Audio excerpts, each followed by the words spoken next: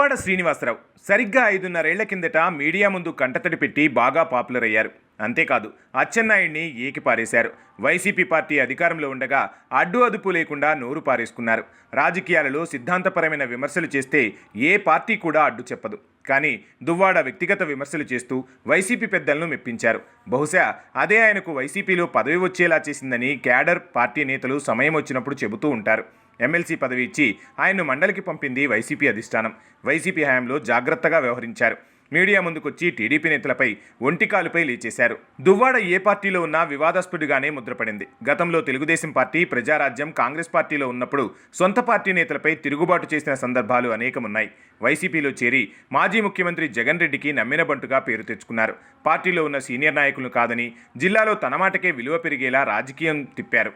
అయితే వైసీపీ అధికారం కోల్పోవడం, దువ్వాడ ఫ్యామిలీ ఎపిసోడ్ రచ్చకెక్కడంతో ఆయన్ని ఇన్ఛార్జ్ బాధ్యతల నుంచి తప్పించారు జగన్. ఇన్ఛార్జ్ బాధ్యతల నుంచి తప్పించినా వివాదాస్పద వ్యాఖ్యలు చేయడం మాత్రం మానలేదు. దాంతో పార్టీ నాయకులు మళ్లీ ఆయనపై ఫిర్యాదు చేశారట. అన్నింటికంటే ముఖ్యంగా టెక్కలి నియోజకవర్గంలో దువ్వాడ గ్రాఫ్ పడిపోవడం, నియోజకవర్గంలో దువ్వాడకు కార్యకర్తలు దూరం కావడంతో ఇక ఆయన్ని పార్టీలో కొనసాగించినా ఉపయోగం లేదని జగన్ ఆయనపై బహిష్కరణ వేటు వేశారట. దువ్వాడను ఎక్కువ కాలం పార్టీలో ఉంచడం వలన మిగిలిన నాయకులు కూడా పార్టీకి దూరమవుతారని భావించే చెక్ పెట్టి ఉండవచ్చునని అంచనా వేస్తున్నారు.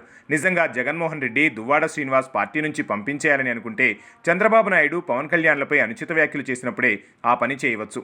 దువ్వాడ ఫ్యామిలీ డ్రామా సోషల్ మీడియాలో ట్రోల్ అయినప్పుడు చర్యలు తీసుకోవచ్చు. అయితే ఎన్నికల సమయంలో దువ్వాడ శ్రీను అవసరం ఉంది కాబట్టి పార్టీ కోసం దువ్వాడను వాడుకునేందుకే అప్పట్లో జగన్ ఆయన్ని వెనకేసుకొచ్చారని రాజకీయ విశ్లేషకులు భావిస్తున్నారు. మాధురితో విహారయాత్రలు, టూర్లకు ఎక్కువ టైం కేటాయిస్తూ నియోజకవర్గ పార్టీ కార్యక్రమాలపై దృష్టి సారించకపోవడం కూడా దువ్వాడకి మైనస్గా మారుతూ వచ్చిందట.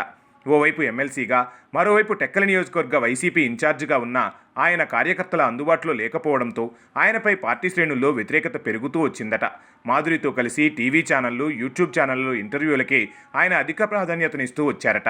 దాంతో పార్టీ ప్రక్షాళనపై దృష్టి సారిస్తున్న జగన్ టెక్కలిలో నష్ట నివారణ చర్యలకు ఉపక్రమించారు. ఈ నెల 22న ఆయన్ని పార్టీ నుంచి సస్పెండ్ చేస్తూ ఆదేశాలు ఇచ్చింది వైసీపీ అధిష్టానం. వైసీపీ వేటుపై దువ్వాడ శ్రీనివాస్ రియాక్ట్ అయ్యారు. తనను ఈ స్థాయికి తీసుకొచ్చిన అధినేత జగన్కు ధన్యవాదాలు తెలిపి చెప్పాల్సిన 4 మాటలు చెప్పేశారు. పార్టీ కోసం కష్టపడి పనిచేశానని, వ్యక్తిగత కారణాల వల్ల సస్పెండ్ చేశారని ఆవేదన వ్యక్తం చేశారు. వైఎస్తో అడుగులు, జగన్తో నడుస్తున్న తనకు నా మనసులో అధినేత ఎప్పుడూ చిరస్మరణీయుడని కొనియాడారు. రాజకీయ క్రీనేడలో తాను బలైపోయానని మనసులోని మాట బయటపెట్టారు. 25 ఏళ్లుగా ప్రజా జీవితంలో ప్రజాసేవనే పరమావధిగా భావించానని, ఏనాడు పార్టీకి ద్రోహం చేయలేదన్నారు. అధికార దుర్వినియోగం, భూకబ్జాలు, అవినీతి జోలికి వెళ్లలేదన్నారు. సస్పెన్షన్ అంటే తాత్కాలిక విరామం మాత్రమేనని కొత్త నిర్వచనం చెప్పారు. ఇకపై స్వతంత్రుడిగా ప్రజల కోసం, నమ్ముకున్న వారి కోసం నిరంతరం కష్టపడతానన్నది ఆయన వర్షన్. త్వరలో మళ్లీ రెట్టింపు ఉత్సాహంతో వస్తానని అన్నారు. అన్నింటికీ కాలమే సమాధానమిస్తుందని, ఊపిరి ఉన్నంత వరకు మీ సేవలోనే ఉంటానన్నారు. అవసరం ఎక్కడ ఉంటే అక్కడ ప్రత్యక్షంగా ఉపయోగపడేందుకు కృషి చేస్తానని చెప్పారు. చివర్లో జగన్కు హృదయపూర్వక నమస్కారాలు అంటూ ముగించారు దువ్వాడ.